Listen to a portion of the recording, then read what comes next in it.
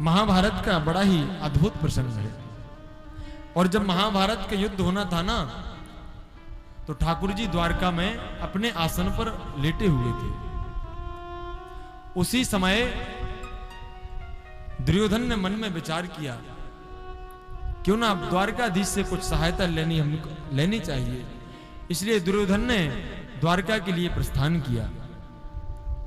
इधर महाराज अर्जुन भी द्वारका जाते हैं गोविंद के पास, और हमारे द्वारकाधीश भगवान अपने आसन पर लेटे हुए हैं।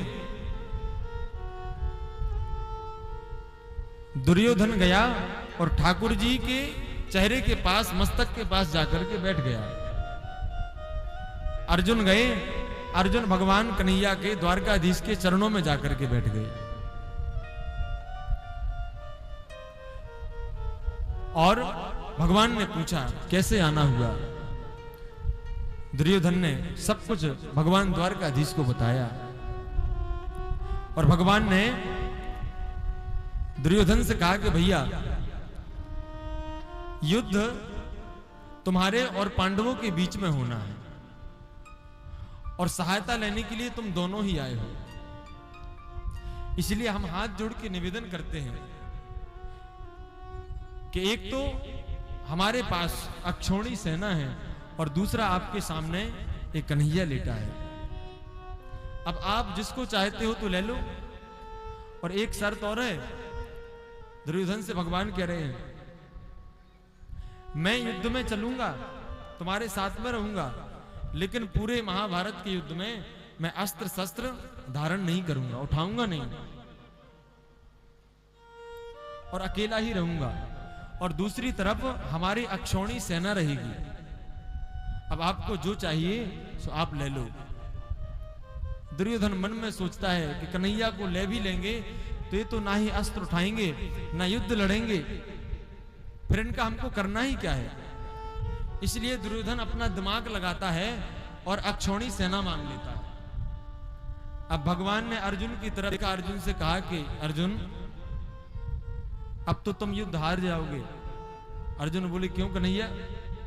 अरे तुमने देखा नहीं, दुर्योधन ने अक्षौणी सेना मांग ली। अब जो है अपने साथ में तुमको हमको ही लेके चलना होगा, और हम ना ही अस्त्र उठाएंगे ना शस्त्र उठाएंगे, केवल तुम्हारे साथ में रहेंगे।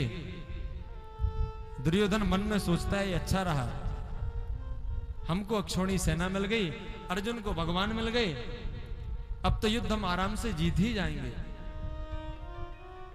अर्जुन ने द्वारकाधीश कन्हैया से कहा, कन्हैया, मैं तुमसे कुछ मांगने के लिए आया ही नहीं था, ना ही मैंने अभी कहा कि हमको अक्षौणी सेना चाहिए कि आप चाहिए।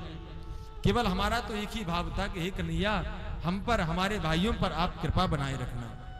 मैं तो आपके चरणों में आके इसीलिए बैठा था, आपके चरण में इसीलिए दबा रहा था कि आप हमारे ऊपर ऐसी कृपा करना कि हमारा कोई कुछ कर ना सके। भगवान मन ही मन हंसने लगे कि अर्जुन का हमारे प्रति भाव कितना अच्छा है। भगवान चले आए, हस्तिनापुर पहुंचे, और महाराज महाभारत जैसा विशाल युद्ध हुआ। और आप विचार करें, पांडव केवल 5 भाई थे, 5 ही थे ना, और कौरव कितने थे? 100। लेकिन जब महाभारत का युद्ध समाप्त हुआ तो जीत किसकी हुई? किसकी जीत हुई? पांडवों की। क्यों हुई? कौरव तो 100 भाई थे ना, पांडव तो 5 ही थे, फिर पांडव ही क्यों जीते? कौरव ने इतने बड़े सेना के साथ होने के बाद भी उन 5 पांडवों को नहीं मार सके। क्यों? उसका कारण बताता हूं।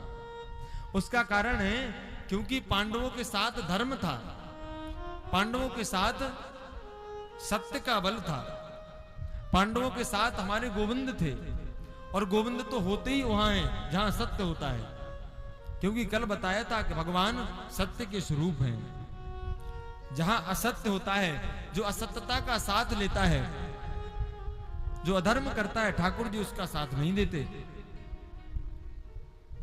कौरव 100 भाई होके भी पांडवों का कुछ भी ना कर सके।